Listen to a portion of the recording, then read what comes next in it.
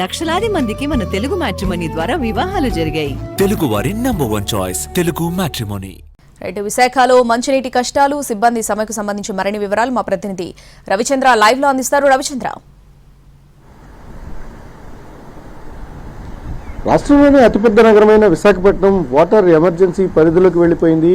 గడిచిన 30 గంటలుగా ఎంప్లాయీస్ అంతా కూడా సమ్మెబాటు పట్టారు. వాటర్ సప్లైకి సంబంధించి 900 మంది అవుట్సోర్సింగ్ సిబ్బంది విధులను బహిష్కరించడంతో నగరం అంతా కూడా మంచినీటి వ్యవస్థను స్తంభించిన పరిస్థితి ఉంది.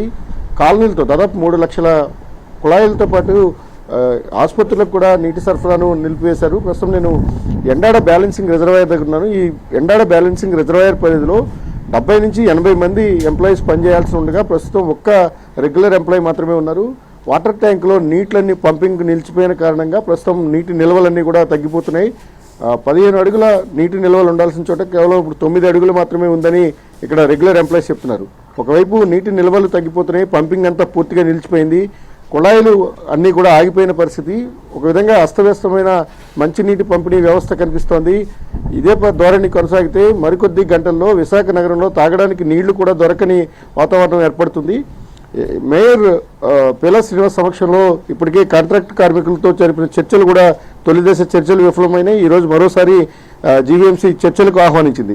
ఈరోజు కూడా చర్చలు విఫలమైతే మాత్రం మంచినీటి సమస్య మరింత తీవ్ర రూపం దాల్చిపోతుంది. ప్రస్తుతం ఎండాడ బ్యాలెన్సింగ్ రిజర్వాయర్ సహా అన్ని బ్యాలెన్సింగ్ రిజర్వాయర్ల నుంచి కూడా పంపిణీని నిలిపివేశారు. 70-80 మంది పనిచేయాల్సిన చోట ఒక్క రెగ్యులర్ ఎంప్లాయీ మాత్రమే ఉన్నారు. వారు కూడా నీటిని పంపిణీ చేయడానికి ఏ విధమైన ఆస్కారం లేదని చెప్తున్న పరిస్థితి కనిపిస్తోంది. 25 లక్షల మంది జనాభా ఉన్న గ్రేటర్ విశాఖ నగర పరిధిలో ఇది పెద్ద క్రైసిస్. ప్రస్తుతం అధికార యంత్రాంగం పూర్తి స్థాయిలో దృష్టి సారించకపోతే మాత్రం మంచినీటి సమస్య మరింత తీవ్రమయ్యే అవకాశం ఉంది. ఇప్పటికీ కాలనీలన్నీ కూడా తీవ్రమైన ఇబ్బంది పడుతున్నాయి. జనం అంతా కూడా మంచినీటి పంపిణీ లేక అవస్థలు పడుతున్న పరిస్థితి. ఇక కలెక్టర్ జరిపిన చర్చల కారణంగా పరిశ్రమలకు కొంత మినహాయింపు లభించినప్పటికీ కూడా ఓవరాల్గా మంచినీటి పంపిణీ వ్యవస్థ అయితే పూర్తి స్థాయిలో స్తంభించిపోయింది. ఎక్కడైతే కొన్ని కాలనీలకు కానీ లేకపోతే ఇతర ప్రాంతాలు ఎక్కడైతే మంచినీటి వ్యవస్థ సరిగా లేని ప్రాంతాలకు వెళ్లాల్సిన ఉచిత పంపిణీ వ్యవస్థకు సంబంధించిన ట్యాంకర్లన్నీ కూడా మూలకు చేరాయి. ఇదే వాతావరణం కొనసాగితే మాత్రం విశాఖ నగరంలో తాగునీటి సమస్య జటిలమవుతుంది. ప్రస్తుతం సిబ్బంది అంతా కూడా ఎక్కడైతే లైన్ సిబ్బంది ఉంటారో వాళ్ళంతా కూడా పూర్తిగా విధులను బహిష్కరించి సమ్మెలో కొనసాగుతున్నారు.